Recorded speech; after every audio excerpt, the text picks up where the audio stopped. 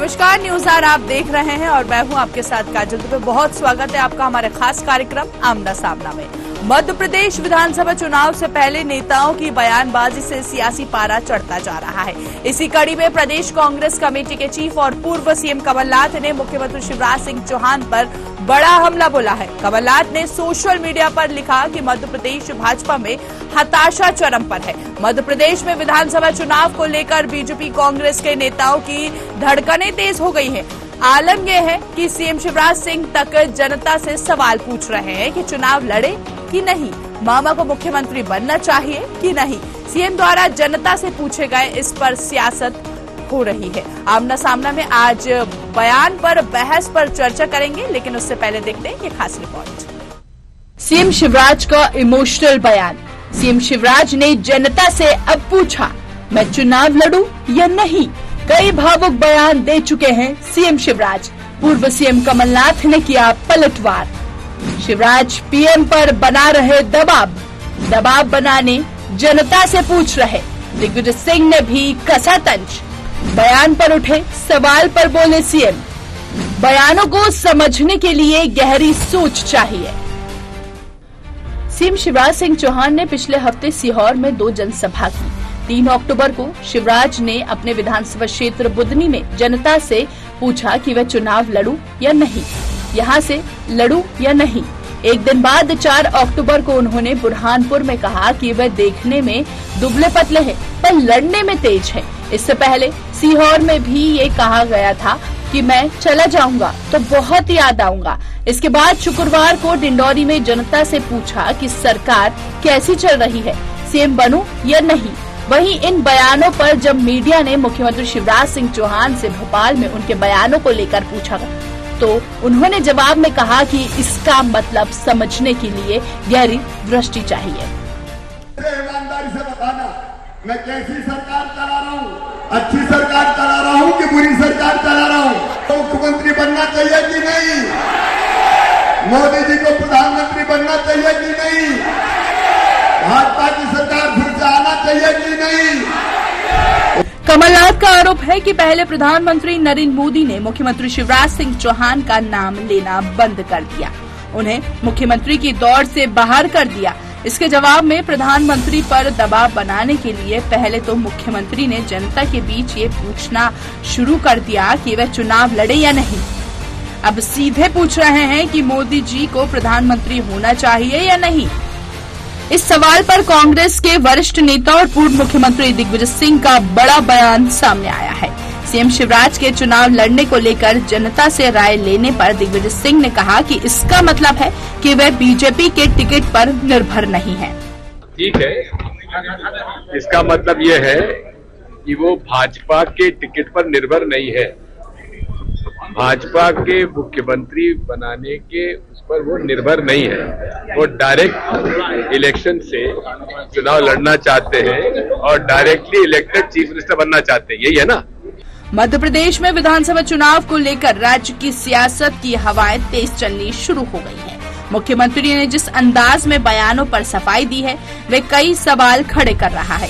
क्या शिवराज जनता के बीच जाकर प्रधानमंत्री नरेंद्र मोदी समेत केंद्रीय नेताओं के सामने अपनी ताकत दिखा रहे हैं? इस गहरी दृष्टि के मायने क्या हैं?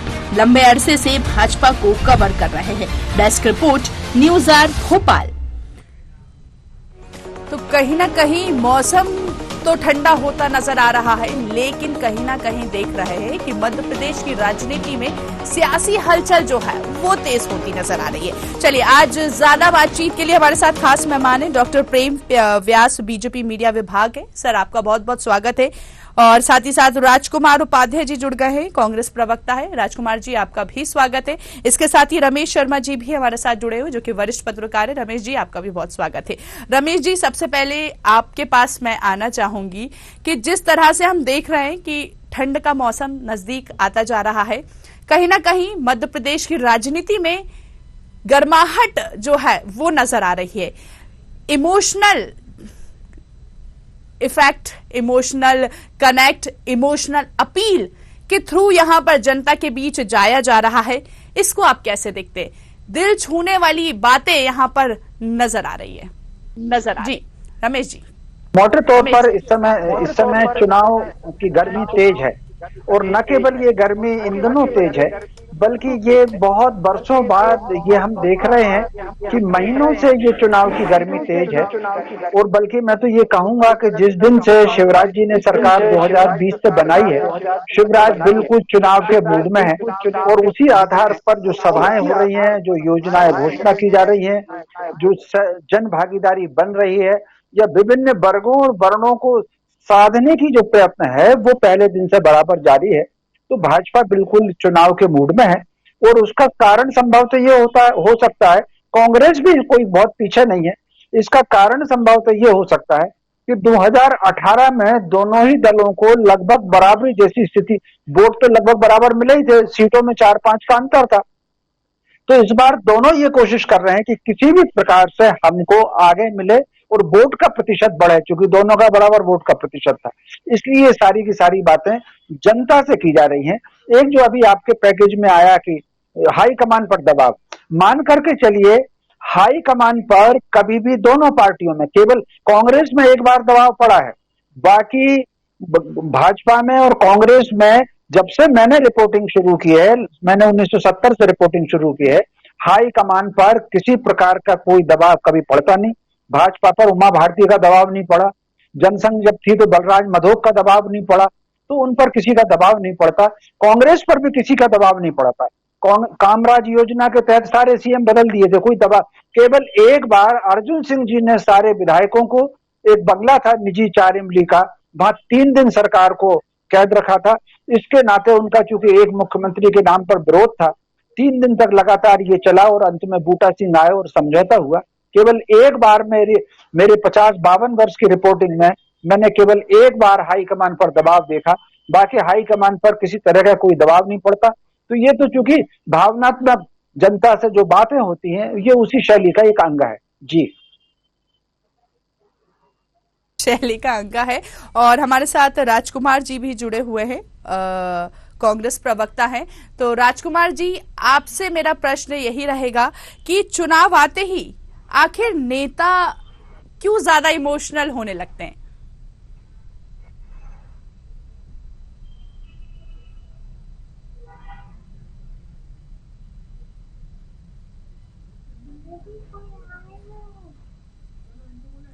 ठीक है, बिल्कुल राजकुमार जी, आपकी आवाज हम तक प्रॉपरली नहीं पहुंच पा रही है। आप अपना हेडफोन जो है वो निकाल दीजिए, तो यहाँ तक आपकी आवाज जो है वो प्रॉपरली आएगी। जी, अब आपकी आवाज, जी अब मैं सुन पा रही हूँ आपको। मेरा सेम प्रश्न रहेगा आपसे कि आखिर जब चुनाव नजदीक आते हैं और हम देखते हैं कि नेता जो है वो ज्यादा भावुक हो जाते हैं, इमोशनल हो जाते हैं, आप अपनी प्रतिक्रिया दीजिए। और सेम प्रश्न फिर मेरा यहाँ पर प्रेम जी से रहेगा। जी, देखिए, भावुकता, भावनात्मक का चुनाव लड़ने का तरीका सिर्फ भारतीय जनता पार्टी के पास है। कांग्रेस हमेशा मुद्दे पर आधारित होकर, वचनों पर आधारित होकर, जनता के हितों को लेकर मैदान में चुनाव लड़ती है जी। वो भावनात्मक नहीं, विकास और अपने कार्यों को लेकर, अपने आगे की जो भी रणनीति है कि कैसे विकास हो प्रदेश का, कैसे किसान, आदिवासी, हमारे युवा बेरोजगारों के लिए योजनाएं हो, व्यापारियों के लिए हो, कर्मचारियों के लिए हो, इन सबको लेकर ही कांग्रेस हमेशा चुनाव मैदान में आती। ठीक है, बिल्कुल। प्रेम जी, आपसे भी मेरा सेम प्रश्न रहेगा, आपकी भी प्रतिक्रिया मैं लेना चाहूंगी। जैसे कि यहाँ पर राजकुमार जी कह रहे हैं कि ये सिर्फ काम जो है ये भारतीय जनता पार्टी का है, लेकिन हमने अभी बीच में कई बयान सुने, हमने कमलनाथ को भी मंच पर सुना, जहां पर वो उनकी स्पीच जो जिसको हम कहें वो कहीं ना कहीं इमोशनल इफेक्ट यहाँ पर कर रही थी। जी, प्रेम जी। जैसा राजकुमार जी ने बोला, मैं इनकी बात से पूर्ण रूप से सहमत हूँ। प्रेम, धर्म, भावना, संस्कृति, विकास, महिला सशक्तिकरण, युवा, किसान, ये तो सब भारतीय जनता पार्टी इसकी चिंता करती है और धरातल पर उतर कर प्रेम करती। दूसरा, जो शिवराज सिंह जी आज 18 वर्षों से प्रदेश में परिवार के रूप में देखते हैं, इसीलिए उनको हो सकता है उनकी एक आंतरिक पीड़ा हो जिसको वे अपने परिवार के साथ में पारिवारिक माहौल में बैठ के बातचीत कर रहे हैं। वो एक अलग विषय है। प्रेम और विश्वास के उस धरातल पर जहां एकात्मवाद की अनुभूति होती, वहां शिवराज जी स्वयं अपने आप को पाते हैं आज। इसीलिए जनता के मध्य में जब भी होता है तो वे खुल के प्रेषित करते हैं और बात करते हैं। और दूसरी चीज, जैसा इन्होंने कहा कि प्रधानमंत्री जी से कोई बैर है या कोई केंद्रीय नेतृत्व से बैर है, तो अगर बैर होता तो 1 लाख करोड़ से ज्यादा के कार्य प्रदेश में नहीं आते। मोदी के मन में एमपी और मोदी के मन में एमपी और एमपी के मन में मोदी, हम तो ये बात करते हैं। दूसरा, 54,000 करोड़ के विकास कार्य अभी शिवराज सिंह जी चौहान उसकी घोषणा नहीं करते और उसको धरातल पर लाने का प्रयास नहीं करते। तो हमारे जो बयान होते हैं वो संतुलित होते हैं, मर्यादित होते हैं, विकास से संबंधित होते हैं और एक प्रेम का अनूठा रिश्ता है। क्योंकि हम तो भारतीय जनता पार्टी को भी परिवार के रूप में देखते हैं, हम एक परिवार को पार्टी के रूप में नहीं देखते। तो ये मूल चूल जो परिवर्तन और मूल चूल जो हमारे उद्देश्यों के सिद्धांतों के मध्य में मतभेद है वो ये है, दूसरी कोई ऐसी विशेष बात। ठीक है, बिल्कुल। लेकिन प्रेम जी, यहाँ पर जैसा कि आप बता रहे हैं, अभी हम देख रहे हैं कि जिस तरह से बयानबाजी चल रही है और आपने खुद भी सुना होगा मुख्यमंत्री शिवराज सिंह चौहान जिस तरह से हिंट करते हुए नजर आ रहे हैं, तो क्या कहीं ना कहीं सीएम साहब अब इस समय अपने आप को असुरक्षित महसूस कर रहे हैं, तभी इस वजह से यहाँ पर इस तरह की प्रतिक्रिया उनकी तरफ से सामने निकल के आ पा रही है? नहीं, देखिए, असुरक्षित महसूस करने वाला व्यक्ति धरातल पर कार्य नहीं कर सकता है। ये तो एक साइकोलॉजिकल इफेक्ट होता है माइंड पे। जिस व्यक्ति में असुरक्षा का भाव होता है वो कहाँ किसी के सामने खड़ा होता है। और शिवराज सिंह जी तो हर सभा में बोल रहे हैं, हाँ मैं घोषणा वीर हूँ, जो वीर है वो घोषणा कर सकता है और जो वीर है वो उस कार्य को पूर्णता प्रदान कर सकता है। वे तो खुद ही बोल रहे हैं मंचों पे, तो कहीं भी ये नहीं। और दूसरा, जो कांग्रेस के बयान है, इनकी जो मन आक्रोश यात्रा है, उसमें आप देखिए जहां से दिग्विजय सिंह साहब ने डिंडोरी का नाम लिया, वहीं पे चंद्रकला जी जो कांग्रेस नेत्री है उन पर हमला हो गया यात्रा के बीच में ही। अलीराजपुर में महेश पटेल जी महिलाओं की उपस्थिति में अनर्गल बयान दे रहे हैं, मतलब इतने भद्दे की मैं यहाँ बता भी नहीं सकता कैमरे पे, आप देखिए उनकी रिकॉर्डिंग। ऐसे ही कांतिलाल जी भूरिया ने पूर्व में बयान दिए थे कि कार सेवक और ये जो है दारू पीते हैं नदियों के पास जाके, दिग्विजय सिंह साहब का बयान, तो वह तो सब जनता देख रही है। और शिवराज सिंह जी चौहान कहीं भी अपने आप को कमजोर नहीं समझे। पूरी भारतीय जनता पार्टी उनके साथ खड़ी, पूरा केंद्रीय नेतृत्व उनके साथ खड़ा है। एक परिवार के रूप में, पार्टी के मुखिया के रूप में आज भी अपनी पूर्ण क्षमता के साथ में कार्यरत है प्रदेश धरती पर। राजकुमार जी, यहाँ पर आरोप लगाए जा रहे कि कांग्रेस की तरफ से इस तरह के भद्दे बयान जो है वो सामने निकल के आ पाते हैं। जी, क्या कहेंगे आप? देखिए, अभी तो बात हो रही है मार्मिक और भावनात्मक की। जी, बयान तो नरोत्तम मिश्रा जी भी कैसे देते हैं वो सबको मालूम है, शिवराज जी कैसे देते हैं। अभी तो क्या है, चला चली की बेला में शिवराज सिंह जी को देखना भी पसंद नहीं कर रहे हैं। और मोदी जी, प्रधानमंत्री जी सभा में आते हैं ग्वालियर में, उनकी तरफ मुंह नहीं देख पाते हैं, उनका नाम नहीं ले पा रहे हैं। और बार बार शिवराज सिंह जी आज जनता से पूछ रहे हैं कि मैं चुनाव लड़ूं कि नहीं। इसका मतलब है उनको पार्टी पर भरोसा नहीं है और केंद्रीय नेतृत्व को भी भारतीय मध्य प्रदेश के संगठन पे भरोसा नहीं है, पर भरोसा नहीं है। तभी इस प्रकार की इनकी पार्टी में ये हो रहा है। कांग्रेस में तो कमलनाथ जी के नेतृत्व में बिल्कुल स्पष्ट रूप से कांग्रेस एक मत से सारी बैठकें चल रही है, सब तय है, कोई उसमें विरोध की स्थिति नहीं है, कोई अभद्रता नहीं है, कोई बयानबाजी नहीं है। बार बार शिवराज सिंह जी बुरहानपुर में, सीहोर में, डिंडोरी में और मैयर सब जगह पूछ रहे हैं, जनता से पूछ रहे हैं वो कि मैं चुनाव लड़ूं कि नहीं। अरे भाई, अब चुनाव जब लड़ोगे तब भारतीय जनता पार्टी आपको टिकट देगी, आपको प्रत्याशी बनाएगी, आपको चेहरा बनाएगी। आज भारतीय जनता पार्टी इतनी परेशान है कि वो केंद्र का पूरा नेतृत्व, जिसमें करोड़ों रुपए खर्च करके उन्होंने संसद में पहुंचाए थे, जिनको आप वापस विधानसभा में तैयारी करा रहे हैं, आपके पास प्रत्याशी कहाँ है? आपके पास अविश्वास है भारतीय जनता पार्टी के मध्य प्रदेश के स्थानीय नेतृत्व पे। जब भी केंद्रीय नेतृत्व के लोग, उनके पदाधिकारी यहाँ आकर पूरी बैठकें कर रहे हैं, पूरी चुनावी कमान अपने हाथ में ले लिया है, जिससे शिवराज सिंह जी, वीडी शर्मा जी बौखलाए हुए हैं। ठीक है, बिल्कुल। व्यास जी, यहाँ पर कांग्रेस प्रवक्ता जानना चाह रहे हैं कि आपके पास प्रत्याशी नहीं है और शायद आप भी कुछ कहना चाह रहे हैं। देखिए, ये तो प्रेम की बात है उद्धव, दिल लगी तेरे बस की नहीं। जो कृष्ण भगवान और उद्धव के बीच का जो एक संवाद था, वो संवाद यहाँ पर जनता और शिवराज सिंह जी के बीच है। और दूसरा, मैं तो इनसे पूछना चाहूंगा कि अभी राहुल जी की जब सभा हुई थी तो मंच से दिग्विजय सिंह साहब का ही नाम नहीं लिया गया, नेता प्रतिपक्ष डॉक्टर गोविंद सिंह जी का नाम नहीं लिया गया कमलनाथ जी के द्वारा। अगर ये आरोप की राजनीति करते हैं तो खुद की लिस्ट जो दिग्विजय सिंह साहब ने 70 लोगों की लिस्ट दी थी, उस पर माननीय नेता प्रतिपक्ष डॉक्टर गोविंद सिंह जी ने कहा है कि ऊपर से तय होगा भैया, यहाँ की लिस्ट से कुछ नहीं होना है। तो किसको किसके नेताओं पर भरोसा नहीं है, किसके कार्यकर्ताओं पर भी भरोसा नहीं, विश्वास नहीं है, ये तो प्रदेश देख रहा है। और दूसरा, हमारी तो 3 लिस्ट जारी हो चुकी भैया, 3 लिस्ट हमने जारी कर चुके हैं और आपकी प्रथम लिस्ट ही अभी तक नहीं आई है। तो संवाद की कमी कहाँ पर है, ये आपके मध्य में प्रदर्शित होता है। और अंतिम बात की क्रोधाद भवति सम्मोहात् स्मृति विभ्रमः स्मृति भ्रष्टांत बुद्धि नाशो प्रणश्यति। तो ये सब चीजें आपके अंदर हो रही, हमारे मध्य में कुछ नहीं। हम बिल्कुल साफ रूप से हैं, शिवराज सिंह चौहान के नेतृत्व में ही चुनाव लड़ रहे हैं और निश्चित रूप से विजय की पताका लहराएंगे। ठीक है, बिल्कुल। रमेश जी आपके पास आएंगे। क्या जनता इमोशन को विकास से ज्यादा तरजीह जो है वो देती हुई कहीं ना कहीं नजर आएगी, क्या लगता है?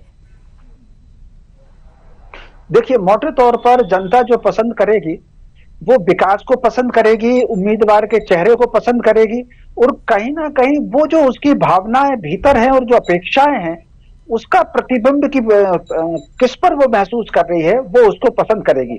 जहां तक भावनात्मक बात करने की सवाल है, व्यक्तिगत रूप से, क्योंकि मेरा ये कथन ये माना जाएगा कि मैं समर्थन में बात कर रहा हूं, शिवराज सिंह चौहान व्यक्तिगत तौर पर एक संवेदनशील इंसान है। उनके जीवन की एक घटना है, जब वो किशोर वय के थे, राजनीति में भी नहीं थे, विद्यार्थी परिषद में भी नहीं थे, खेत पर हल चलाते समय उनके 2 हाल ही थे। उनके अगर घर की कोई समस्या थी तो उस पर वो इमोशनल हुए और उस पर उन्होंने अपने पिताजी से बातचीत की, जिस पर उनकी पिटाई हुई। ये पूरा गांव जानता है। खेत में आकर के जो कि उन्होंने मजदूरों के समर्थन में बात की तो उनके पिताजी ने खेत में आके पिटाई की थी। तो वो एक संवेदनशील व्यक्ति हैं। ठीक उसी प्रकार उनके गांव की अगर एक बेटी की कुछ समस्या थी तो वो राजनीति में भी नहीं थे, ये 1951 में, तो उसको लेकर के जो उन्होंने उसको गोद लेकर के उसके विवाह का प्रबंध किया, तो वो कुल मिलाकर के राजनीति में आने के पहले से भी वो बहुत संवेदनशील व्यक्ति हैं, क्योंकि वो दर्शन शास्त्र में गोल्ड मेडलिस्ट हैं, तो स्वाभाविक रूप से भावुक तो हैं। तो अब इस भावुकता को व्यक्तिगत मान लें या राजनीतिक गणित मान लें, लेकिन वो उनके स्वभाव का अंग है ये। जी चलिए, ठीक है, बिल्कुल। कांग्रेस प्रवक्ता कुछ कहना चाह रहे थे आप, यहाँ पर विकास की चर्चा हो रही है तो कहीं ना कहीं आप कुछ कहना चाह रहे हैं। जी, 18 महीने में कमलनाथ जी की सरकार में विकास के ही काम लगातार चालू करे थे। ये 18 साल में इतने परेशान हुए कि भावुक मुख्यमंत्री कह रहे हैं हमारे आदरणीय, तो भावुकता में कमलनाथ जी भी कम नहीं है। वो दिन उनको याद है और देश प्रदेश की जनता को याद है, देश और प्रदेश की बोल रहा हूं, कि इतना पीड़ादायी समय था वो कोरोना काल। तब आपने यहाँ की पूरी सरकार बिल्कुल गिराकर उसको पूरी लूट ली गई थी और उनके आंसू आए थे कि मैं जनता की चुनी हुई सरकार को गरीब वोट कर नहीं बचाना चाहता हूं। तो वो भावुकतापूर्ण उनका भी बयान था उस समय। और कमलनाथ जी जैसा भावुक व्यक्ति आज भी नहीं है। वो आम आदमी से आखिरी व्यक्ति तक से मिलते हैं और जनहित के काम को वो सोचते हैं, और उनका विकास और उनकी भावुकता का परिणाम है कि पूरी कमलनाथ जी की जो छिंदवाड़ा की जनता है उसको आप देख लीजिए कि उनको बिल्कुल शिरोधार करके रखती है, उनको हमेशा अपने साथ आंचल में बनाए रखती है, अपने साथ कदम से कदम मिलाकर उस क्षेत्र की जनता उनके साथ चलती है। ठीक है, बिल्कुल। यहाँ पर जैसे कि रमेश जी अभी प्रश्न कर रहे थे तो मैं आपसे प्रश्न करना चाह रही हूँ। आप जैसे ही बात कर रहे थे रमेश जी कि हमने देखा कि पिछले 3 चुनाव में मुख्यमंत्री शिवराज सिंह चौहान फेस रहे थे और इस बार कहीं ना कहीं उनका फेस जो है वो नजर नहीं आ रहा है। तो आखिर इसकी वजह आपसे जानना चाहेंगे कि क्या वजह सामने निकल के आ पा रही है, क्योंकि हमने देखा कि पिछले 3 चुनाव में मुख्यमंत्री शिवराज सिंह चौहान का फेस नजर आया था, लेकिन इस बार नजर नहीं आ रहा है। इसकी वजह क्या रहेगी? नहीं, फेस तो शिवराज का ही है। आप और मान करके चलिए, जिस तरीके से भाजपा में फेस शिवराज का है, कांग्रेस में फेस कमलनाथ का है, यहाँ देख लीजिए, कमलनाथ ने भी, कांग्रेस ने भी कमलनाथ जी की अधिकृत घोषणा नहीं की है। ठीक उसी प्रकार भाजपा ने भी शिवराज जी की अधिकृत घोषणा नहीं की है। हर चुनाव में पार्टी कोई भी हो, कांग्रेस भी हो या भाजपा भी हो, जब बहुमत मिल जाता है तो उसका नेतृत्व कौन करेगा ये हमेशा हाईकमान उसका तय करता है। बहुत कम ऐसे चुनाव हुए हैं जहां फेस उन्होंने चुनाव से पहले डिक्लेयर हुआ है। मुझे जहां तक याद पड़ रहा है, केवल 2003 के चुनाव में आप अगर देखें तो फेस पहली बार भाजपा ने उमा भारती जी का डिक्लेयर किया था, उसके बाद उन्होंने किसी का नहीं किया। कांग्रेस में भी अगर आप देख लें, 1972 का जो विधानसभा चुनाव था या 1980 का जो विधानसभा चुनाव था, उसमें कांग्रेस ने भी कोई फेस डिक्लेयर नहीं किया था। विधायकों का बहुमत शिवानू सिंह सोलंकी की था 80 में, लेकिन कांग्रेस ने अर्जुन सिंह के पक्ष में फैसला किया। ठीक उसी प्रकार 93 में आप देखें, कांग्रेस हाईकमान ने दिग्विजय सिंह सांसद थे, उनको दिल्ली से भेजा। तो आम दोनों राजनीतिक दल ये रणनीति बना करके चलती हैं। कार्यकर्ता अपनी तरफ से फेस प्रस्तुत करते हैं, जैसे कांग्रेस के हर कार्यकर्ता कमलनाथ जी का फेस प्रस्तुत कर रहा है, लेकिन उनकी अधिकृत घोषणा नहीं है। भाजपा का हर कार्यकर्ता शिवराज जी का फेस कर रहा है, लेकिन उनकी अधिकृत घोषणा नहीं है। ये स्थिति चुनाव के बाद, बहुमत के बाद तय होगी। बहुत संभव है, क्योंकि अगर आप भाजपा का एक और रणनीति आप देखें, जो उन्होंने उत्तर प्रदेश में अपनाई, जो उन्होंने उत्तराखंड में अपनाई, जो गुजरात में अपनाई, वो हमेशा नया चेहरा लेकर के आए। तो हो सकता है किसी नए व्यक्ति को चेहरा देने की भी कोई रणनीति पार्टी की हो, उत्तर प्रदेश, उत्तराखंड, गुजरात, तो वो हो सकती है। लेकिन चुनाव की कमान शिवराज के हाथ में रहेगी, इसमें कोई दो राय नहीं।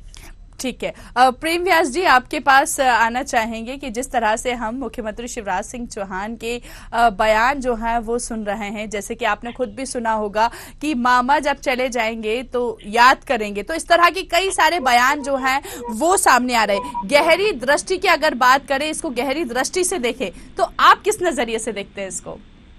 देखिए, भारतीय जनता पार्टी एक संगठननिष्ठ पार्टी है। संगठन उस कार्यकर्ता की उपयोगिता किस दिशा में, किस प्रदेश में, किस शहर में, किस जिले में होगी, ये तय करता है। तो शिवराज सिंह जी चौहान ने जितनी जनहितैषी योजनाएं चलाई है, उसको तो बहुत सारे स्टेट्स कॉपी कर रहे हैं, और केंद्र की 100% योजनाओं का क्रियान्वयन अगर किया है तो शिवराज सिंह जी चौहान एकमात्र ऐसे मुख्यमंत्री। तो हो सकता है शिवराज सिंह जी चौहान की उपयोगिता केंद्र में वो समझ रहे हो अपने हिसाब से, और इसके लिए वे अपने परिवार से विछड़न महसूस कर रहे हो, इसलिए वो जनता के मध्य में उस प्रेम भरी पीड़ा को प्रसारित कर रहे हैं। और इस पर राजनीति होना मैं समझता हूं कहीं भी उचित नहीं। और दूसरी चीज है कि जो इन्होंने कहा कि भावुकता तो हमारे नेता में पूर्व से है। आप उनका पूर्व का कार्यकाल देखेंगे, चाहे वो युवा मोर्चा के कार्यक्रम में जब कार्य कर रहे थे, या उसके बाद में वे विधायक बन के कार्य कर रहे थे, तभी से वे भावुक है जनता के लिए। और दूसरा, कमलनाथ जी की जो सरकार गई थी वो एरोगेंस होने के नाते गई थी।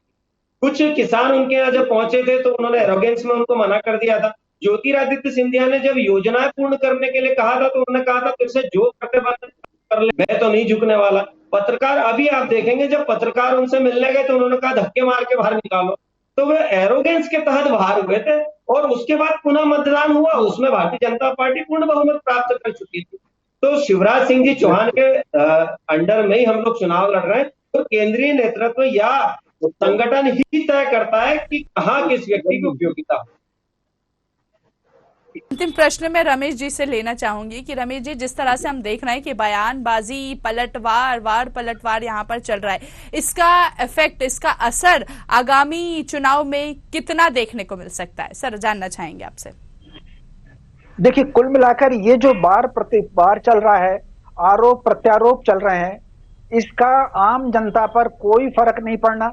लेकिन इतना तय है कि ये जो आरोप प्रत्यारोप चल रहे हैं ये अभी और बढ़ेंगे, दोनों एक दूसरे की व्यक्तिगत आक्षेप लगाएंगे, इसका लेकिन मतदान पर कोई फर्क नहीं पड़ता, लेकिन इससे मीडिया में स्थान बनता है। राजनीतिक दल 3 प्रकार की रणनीति बनाते हैं। एक तो वो रणनीति बनाते हैं जिसमें उनका कार्यकर्ता सक्रिय रहे और उस अभियान को लेकर के जुट जाए, एक रणनीति होती है। दूसरी रणनीति मतदाता किन किन चीजों से प्रभावित हो सकता है, वो एक रणनीति होती है। और तीसरी रणनीति होती है कि मीडिया में हमको स्थान कैसे मिले। इन दिनों पिछले कुछ दिनों से एक वातावरण बन गया कि नेगेटिव बात आप करेंगे तो मीडिया में अच्छा स्थान मिलेगा। तो ये बयानबाजी केवल मीडिया तक सीमित रहती है, बाकी जनता पर इसका कोई प्रभाव नहीं पड़ना।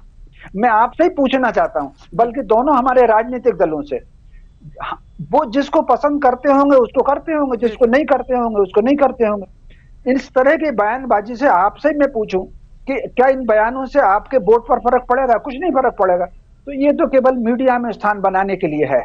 ठीक है, बिल्कुल। बहुत बहुत शुक्रिया आप तीनों मेहमानों का हमसे बातचीत करने के लिए। तो देखिए, यहाँ पर कहीं ना कहीं मध्य प्रदेश की राजनीति में सियासी पारा चढ़ता हुआ नजर आ रहा है। बयानबाजी जो है वो चढ़ती हुई नजर आ रही है। बयानबाजी पर बहस लगातार देखने को मिल रही है। एक तरफ कमलनाथ, पूर्व मुख्यमंत्री कमलनाथ जो है वो इमोशनल स्पीच देते हुए कहीं ना कहीं जनता को लुभाने की कोशिश कर रहे हैं, तो वहीं दूसरी तरफ मुख्यमंत्री शिवराज सिंह चौहान इमोशनल होते हुए नजर आ रहे हैं। अब देखने वाली बात ये होगी आखिर कि जिस तरह से यहाँ पर इमोशनल सीन जो है क्रिएट होता नजर आ रहा है, इसका असर आगामी चुनाव में कितना देखने को मिलता है। इस पेशकश में इतना ही। दीजिए मुझे इजाजत और देखते रहिए